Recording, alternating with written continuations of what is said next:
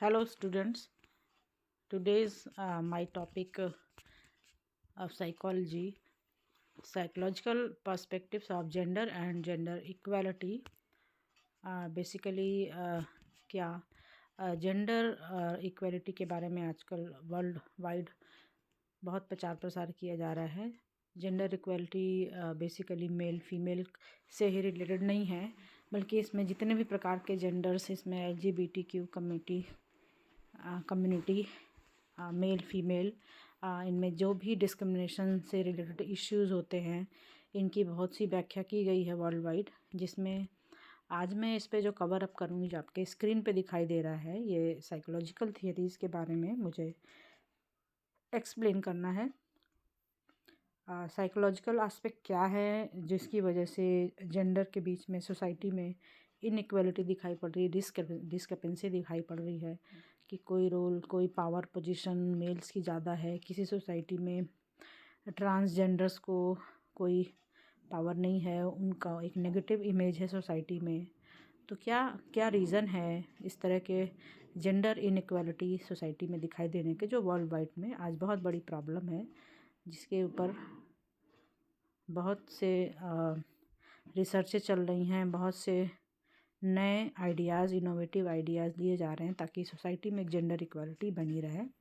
क्योंकि कोई भी सोसाइटी का इकोनॉमिकल, पॉलिटिकल डेवलपमेंट तभी संभव है जब ये जेंडर इक्वालिटी सोसाइटी में दिखाई पड़े। चाहे वो अमेरिकन सोसाइटी हो, चाहे वो इंडियन सोसाइटी हो, चाहे वो देश का कोई भी सोसाइटी हो, उनके डेवलपमेंट के लिए जेंडर इक्वालिटी होना बहुत ही ज़रूरी है। तो क्या रीज़न है साइकोलॉजिकल लेवल पे, क्या साइकोलॉजी इसकी व्याख्या कर सकता है जिसकी वजह से ये एक इनइक्वालिटी सोसाइटी में दिखाई पड़ती है। ये स्क्रीन पे आपको 4 टाइप्स ऑफ साइकोलॉजिकल थियरीज दिख रही होंगी, जिनमें फर्स्ट है evolutionary theory of gender inequality. In evolutionary theory जो इसमें डिस्क्राइब करता है कि इस थियरी में जो इवोल्यूशनरी थियरी का बेसिकली जो डार्विन के द्वारा इस्टेब्लिश किया गया था कि ह्यूमन जो विकास करता आया है आज तक, तो उनके क्या रोल पहले होते थे, तो कैसे मेल अपना रोल प्ले करते थे और फीमेल कैसे रोल प्ले करते थे। तो ये 10,000 पहले से ही, जब ह्यूमन का एग्जिस्टेंस पृथ्वी पे आ चुका था, तो उस समय वो नेचर पे ही डिपेंड होते थे। उस समय वो जंगलों में रहते थे, तो उस समय मेन और वीमेन के बीच में अपने फिजिकल डिफरेंसेस की वजह से अपने रिस्पॉन्सिबिलिटीज़ डिसाइडेड होते थे, जिसमें बेसिकली मेन जो है हंटिंग का काम करते थे, हंटिंग एंड गैदरिंग और भोजन की व्यवस्था करना और अपने परिवार को ला करके देना। जबकि जो महिलाएं होती थी उस समय अपने डोमेस्टिक जॉब्स को, अपने घर में बच्चों का पालन पोषण और घर से संबंधित जितने भी घरेलू काम होते थे वो करती थी। ये इवोल्यूशनरी थियरी बताता है। तो ये डिफरेंसेस इस वजह से उस समय दिखाई पड़ते थे। दूसरी थियरी है इसमें the biosocial theory of gender role development.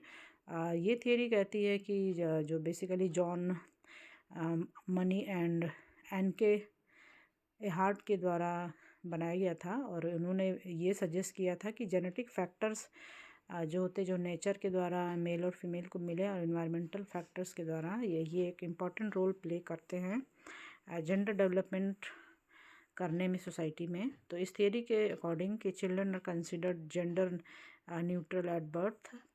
जब उनका जन्म होता है, मेल और फीमेल, मेल बॉय और फीमेल गर्ल का जन्म होता है, तो उस समय उनके अंदर डिफरेंसेस नहीं दिखाई पड़ते हैं। लेकिन after age of 3 gender identity decide होने लगती है। लड़का अपना रोल आइडेंटिफाई करने लगता है सोसाइटी में, एक अलग टाइप का रोल, और गर्ल अपना एक अलग रोल देखने लगती है, अपना एग्जिस्टेंस, अपना आइडेंटिटी।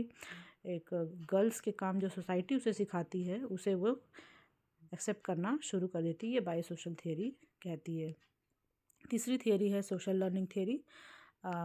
स्क्रीन पे ये स्लाइड पे आपको दिखाई दे रहा है। Social learning theory basically psychology में एल्बर्ट बेंडूरा जो सबसे बड़े सोशल साइकोलॉजिस्ट थे, उन्होंने बहुत बड़ी रिसर्च इस पे की है।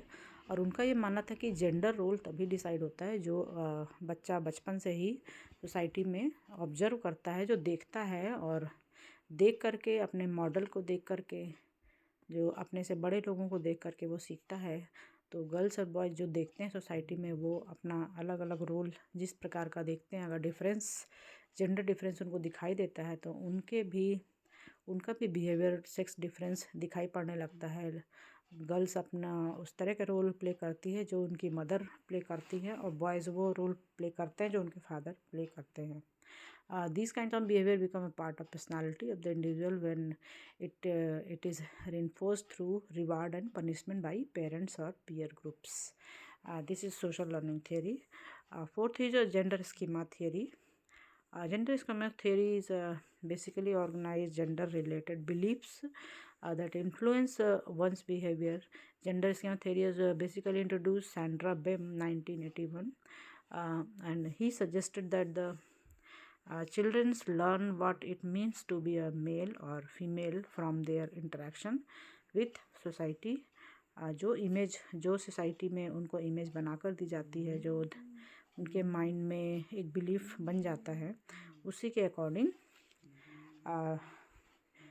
बॉय और गर्ल अपने माइंड में स्कीमा लेकर चलते हैं और अपनी आइडेंटिटी को एक्सेप्ट कर लेते हैं, और जिसके आधार पे जेंडर स्कीमा थ्योरी बताती है कि जेंडर वहीं से डिफरेंसेस दिखाई पड़ना शुरू हो जाते हैं। और ये जो थियरी है ये इनइक्वालिटी को डिस्क्राइब करती है। तो जेंडर इक्वालिटी का मतलब यही है कि equal rights, responsibilities and opportunities to men and women and girls, boys. Basically, it implies the interests, needs, and priorities of both men and women are taken into consideration, recognizing the diversity of different groups of men and women.